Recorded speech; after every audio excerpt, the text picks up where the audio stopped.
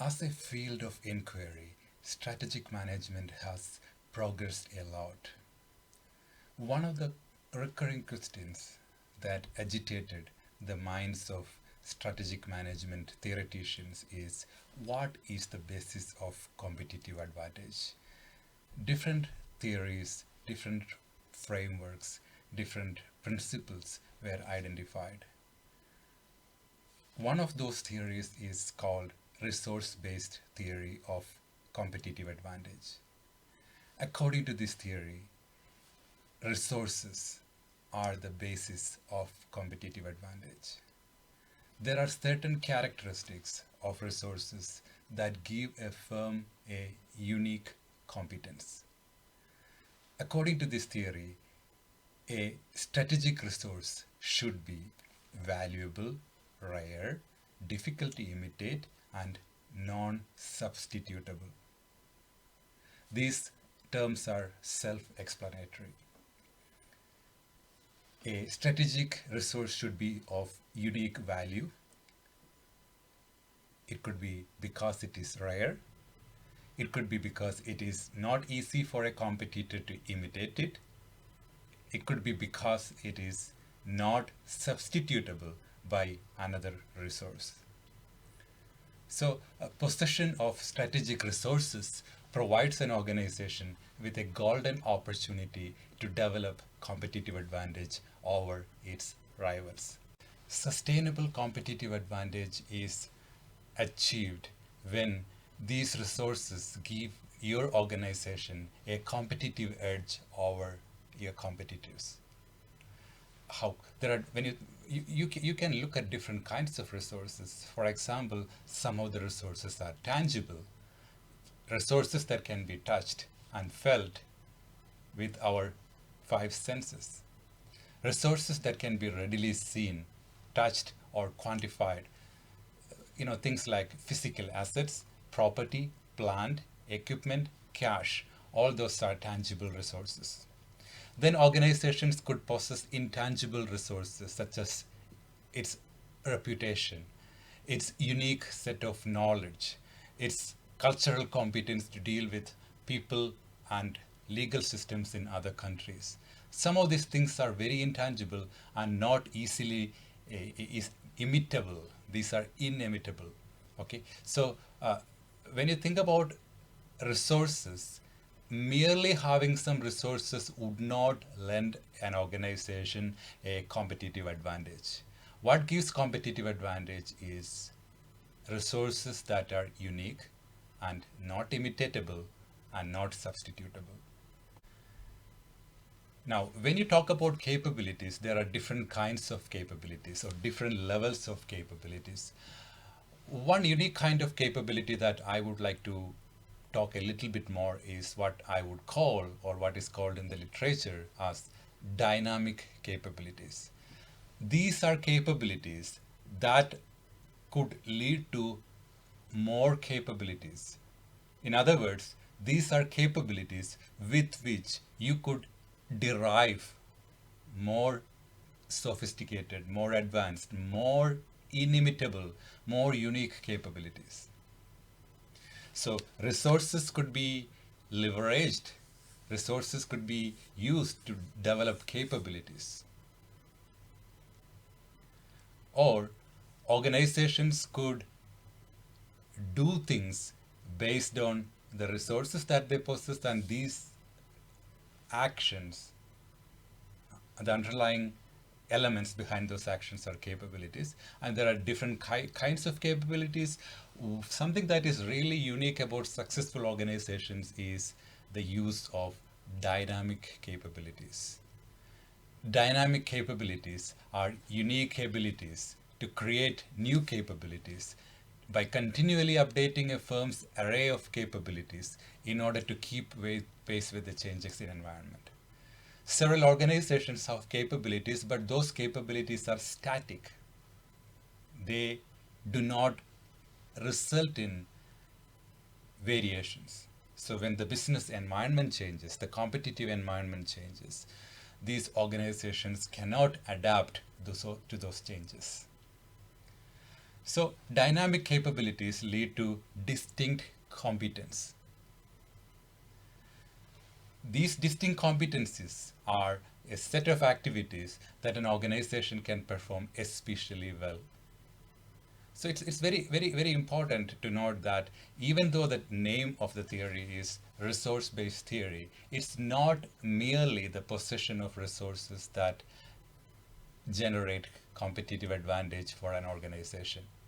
It is how these organizations leverage those capabilities, leverage those resources to create capabilities and use those capabilities to generate additional capabilities in response to changes in the competitive environment, or even in anticipation of changes in the competitive environment in a proactive way. So this is what gives competitive advantage according to the resource based view of a firm. So resources, I said resources by themselves do not create competitive advantage. Those resources need to be valuable. How do we know whether those are valuable? I gave you some examples. Um, Another way of looking at it is, could those resources be used to delight your customers, to make your customer experience better than a competitor could do with their resources? Could those resources be leveraged to create something that is valuable in the market? Resources are valuable when they are linked to the activities that are critically responsible to create what customers perceive as valuable. Value should not be defined in terms of an objective criteria. It should be relative to what customers find as valuable. Maybe your resources are valuable. You might have to look for different customer segments. Or sometimes your resources will be of value after 10 years. You may have to wait. Sometimes you come with a product that is too early to the world. You may have to wait. Sometimes you may have to another part of the world where the product life cycle of your idea is still going to start. Whereas in the North America, in the United States, the product may have reached its maturity or the idea is of no use. A big struggle for organizations is to ensure that the resources that give them competitive advantage remains rare. If the resources that you have are common to everyone, those are commodities, for example, then you cannot derive competitive advantage unless you use your unique capabilities to develop something more unique. The resources that you possess, suppose you are a salt manufacturing company, salt is a commodity. Anyone else can do that. Then you may have to ask yourself, do I have a unique set of resources that I could add into my business, infuse into my business that would help me sustain my competitive advantage for a longer period of time? Maybe you have a better supply chain. Maybe you are located at a place, your factory is located at a place which is closer to a major transportation hub. Maybe you have done some research into making salt healthier. You don't know. I mean, you may have a way to infuse iodine in a better way that is healthier for consumption. So you need to keep your resources rare, and it also ties to the next point of uniqueness. Rarity and uniqueness are very closely connected ideas. You have to keep your resources rare and unique. And once you lose that, you lose your competitive advantage.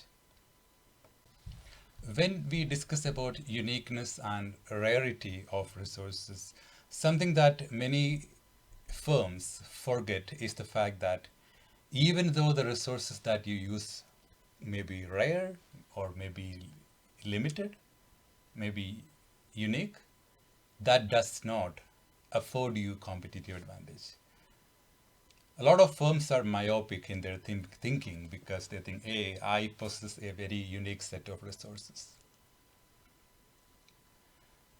However, what is important to note that your competitor might come up with a substitute resource.